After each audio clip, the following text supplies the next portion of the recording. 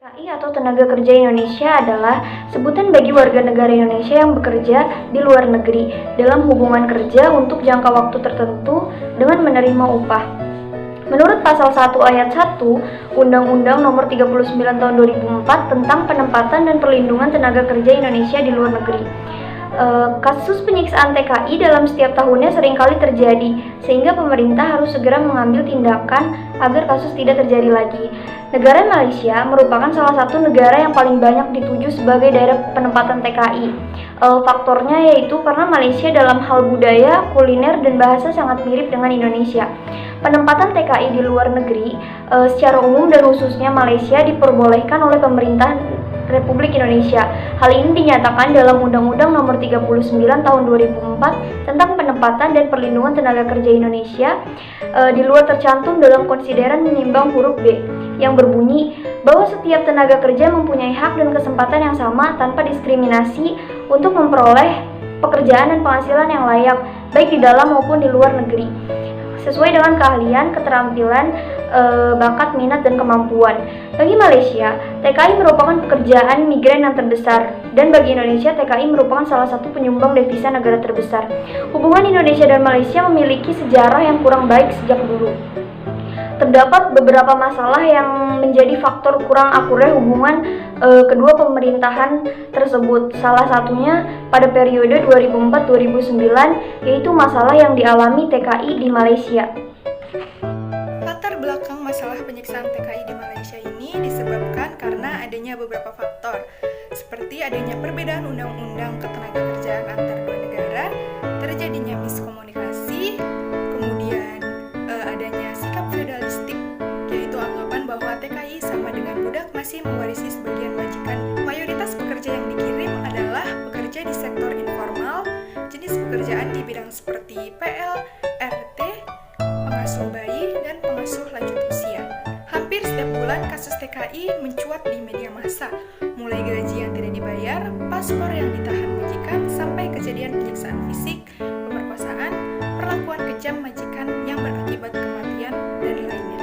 Di antara kasus tersebut adalah yang pertama kasus Pujianti yang berasal dari Magelang, Jawa Tengah. Pada tanggal 5 Agustus 2008, Pujianti mengalami penyiksaan yang dilakukan oleh majikannya. Ia sering dipukuli, dipaksa minum deterjen, makan pasir, dan tidak dibayar gajinya selama 1 tahun.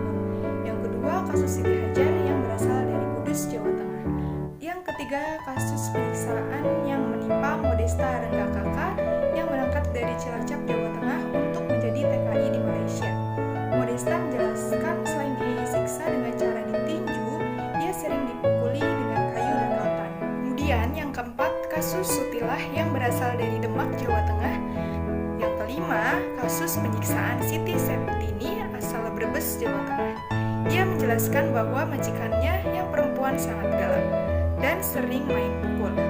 6. Kasus penyiksaan seorang TKI berinisial MH di Kuala Lumpur. MH berusia 26 tahun. Ia bekerja sebagai pembantu rumah tangga yang mendapat penyiksaan dari majikannya.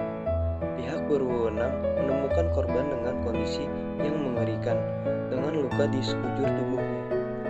Pada umumnya, TKI kebanyakan ditujukan bekerja pada sektor-sektor domestik yang tidak diminati oleh warga lokal karena kondisi kerja yang keras, upah yang minimum, dan perlindungan yang minim. Agar peristiwa serupa tak terulang, Kementerian Luar Negeri meminta Malaysia memperketat pengawasan terhadap majikannya.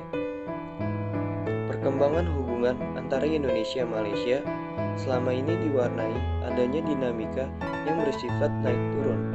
Walaupun secara umum hubungan kedua negara tersebut berlangsung cukup harmonis dan lancar, namun pada waktu-waktu tertentu terkadang mengalami gangguan, sehingga menimbulkan beberapa ketegangan.